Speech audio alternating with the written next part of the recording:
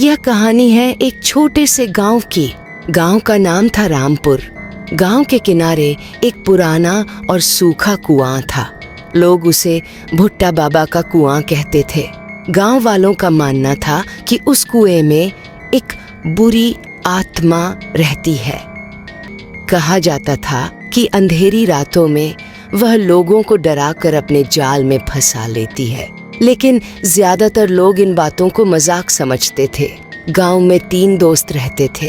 पहला था रवि बहादुर और दूसरा था आलोक, थोड़ा डरपोक लेकिन दोस्तों का साथ निभाने वाला, और तीसरी थी सुनीता जो सबसे समझदार थी। एक दिन रवि ने अपने दोस्तों को चुनौती दी। रवि बोला, आज रात हम उस कुएं के पास चलेंगे और देखेंगे कि वहाँ सच में क्या है। आलोक ये सुनकर डर गया। उसके हाथ कांपने लगे, लेकिन रवि की जिद के आगे वह मान गया। सुनीता ने बहुत समझाया। उसने कहा, यह ठीक नहीं है, हमें वहां नहीं जाना चाहिए।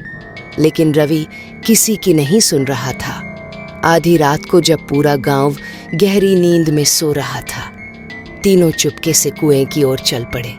हवा में एक अजीब सी खामोशी थी। सिर्फ पेड़ों की पत्तियों की सरसराहट सुनाई दे रही थी।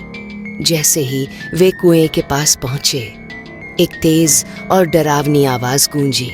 यहाँ क्यों आए हो? आलोक और सुनीता डर के मारे वहीं रुक गए। आलोक ने कांपते हुए कहा, रवि चलो वापस चलते हैं। लेकिन रवि ने उसकी बात नहीं सुनी। रवि ने हिम्मत करके कुएं में झांका। अंदर कुछ दिखाई नहीं दे रहा था, बस घना अंधेरा था। अचानक कुएं से एक भयानक हंसी सुनाई दी। यह हंसी इतनी डरावनी थी कि उनकी रूह कांप उठी। सुनीता ने पीछे मुड़कर देखा। उसे हवा में एक साया उड़ता हुआ दिखाई दिया। वह साया उनके पास आया और बोला, तुम लोगों ने मेरी शांति भंग कर दी है, अब मैं तुम्हें नहीं छोड़ूंगा। तुम लोगों ने मेरी शांति भंग कर दी है, अब मैं तुम्हें नहीं छोड़ूंगा। यह सुनकर रवि भी डर गया। तीनों भागने लगे। वे गांव की ओर दौड़े, लेकिन साया अब भी उनके पीछे था। अचानक रवि का पैर फिसला। वह जमीन पर गिर गया। साया ने उसे पकड़ लिया। आलोक और सुनीता ने रवि को बचाने की कोशिश की, लेकिन वे नाकाम रहे। साया रवि को घसीटते हुए कुएं की तरफ ले गया। रवि की चीखें धीरे धीरे अंधेरे में खो गईं। आलोक और सुनीता डर गए। उन्हें समझ नहीं आ रहा था कि क्या करें। तभी कुएं के अंदर से धीमी आवाज आई, अब तुम्हारी बारी है। सुनीता ने घबराकर आलोक का हाथ पकड़ा और फुसफुसाई, भागो आलोक भागो।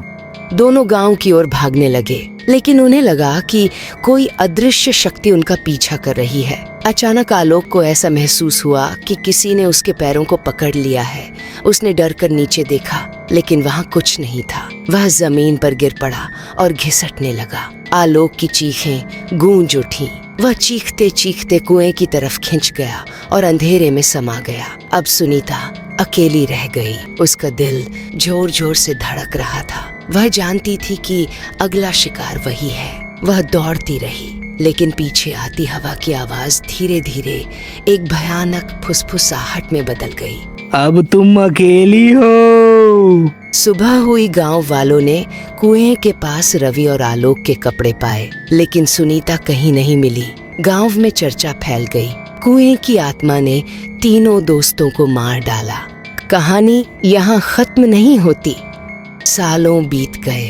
गांव का कोई भी इंसान उस कुएं के पास नहीं जाता, लेकिन कुछ लोगों ने दावा किया है कि अमावस्या की रात को कुएं के पास एक लड़की का साया दिखाई देता है। वह धीमी आवाज में फुसफुसाती है, सावधान रहो, सावधान रहो। आज भी गांव वाले मानते हैं कि उस कुएं से आती हुई आवाज सिर्फ चेतावनी नहीं, बल्कि मौत का बुलावा है।